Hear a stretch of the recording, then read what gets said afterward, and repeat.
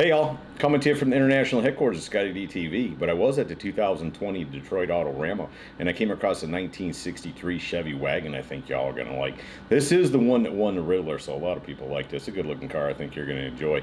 Let me get the camera turned around, we'll take a quick look at it. Fellas, what a cool car. Tell me a little bit about it.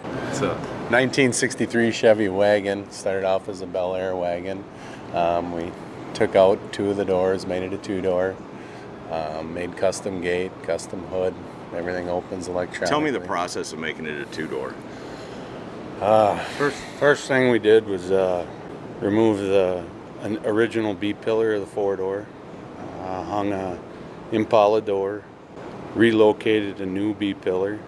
We actually removed the roof, chopped it 3 inches, changed the A pillar about 7 degrees back toward the rear end, slid the roof forward about 3 inches, I believe. Now we have a true A pillar, we have a true B pillar, and nothing in the back for our C pillar or our sail panel. That area was all hand built. After that process, we went on to build the gate to fit the car.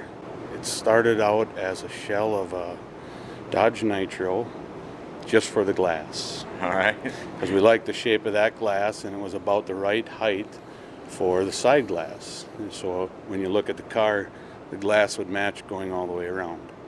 We grafted on a deck lid of a 63 Impala, and all the jam work had to be hand built, so the two pieces mesh together.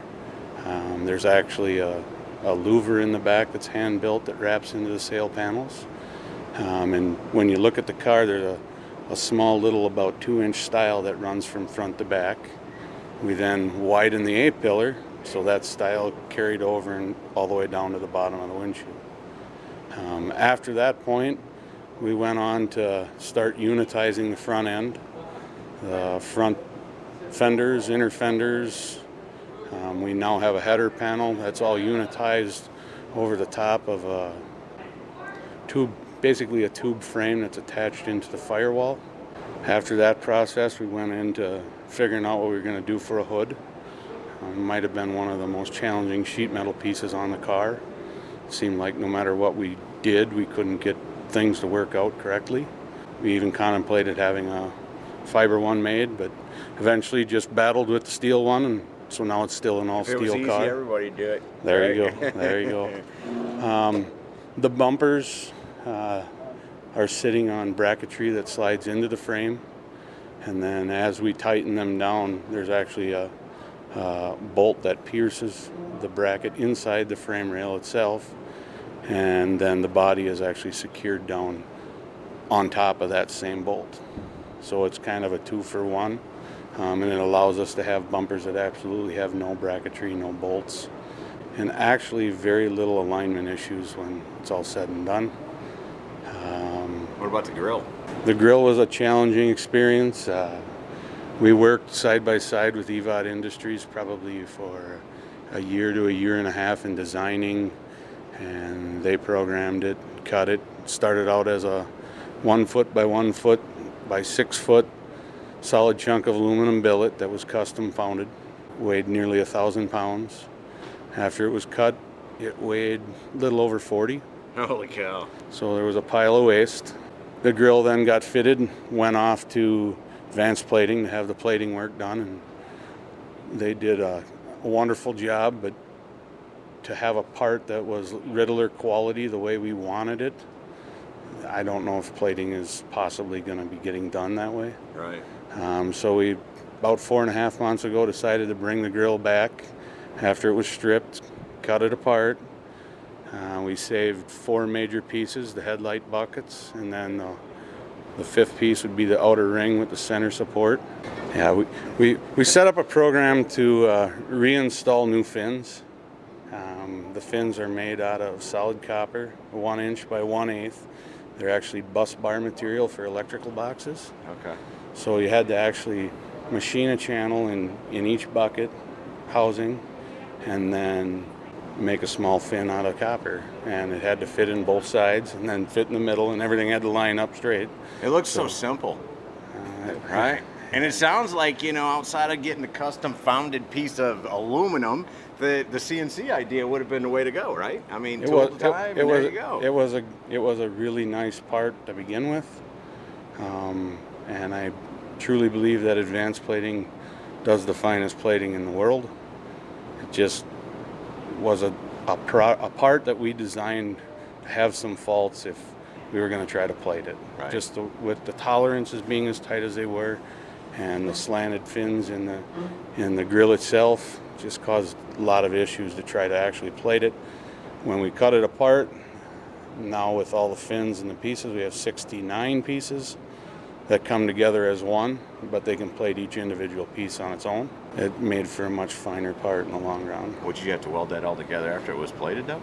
No, it's actually machined so close that we wouldn't have to use anything at all. It just goes together like a big snap together, not necessarily like a Lego, but similar like to that. Like a puzzle piece? But to ensure everything stays straight, and when a car's running, it's not sounding like jingle bells. We used a little bit of 2-part epoxy, epoxy seam sealer just in the channel, and pressed it all together. We got what we got. Voila, you got a grill. Tell me what powers this beast. 100-inch over 409, 509 cubic inch, and it started as an original iron block, bored and channeled for the swing of the extra stroke. The clearancing was done, and the oil pan actually had to be channeled to actually swing the rods inside the engine. Custom pistons were made by Ross, 12.5 to 1. Dynos at 615 horse, 658 foot-pounds of torque, Hillborn fuel injection. Behind that's a 4L80E from TCI, and also the engine is cammed with a comp cam and lifters, roller cam and lifters, and rocker arms. And this project is a father and son's project too. Yes, How proud it are is. you of the boys? Oh, very much. Yeah. Very much.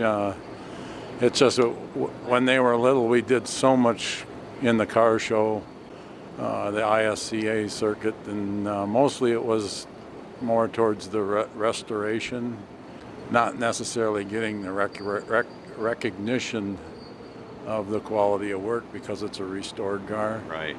It's 9 years ago, but the interest was to build a car again. From the start, I just said, well, we'll build a car and then we'll sell it. We won't build it for hire. Right. Our other business had taken off so much that we went the auto parts way instead of the car show way. That's where we're at. More profit in parts. Right, yes. Than showing, that's for Yes, sure. yes. Well, fellas, I'll tell you, I think you knocked it out of the park. A very cool car, and thanks so much for giving me some time today. Thank you. That's great. So there you go, from the 2020 Detroit Autorama, a 1963 Chevy 2-door wagon. How cool is that? Hope you all have enjoyed it. See ya! Hey y'all, make sure you subscribe to this channel and visit ScottieDTV.com for an easy way to search the hundreds of videos I have posted. Either click the link in the description or the one at the end of this video.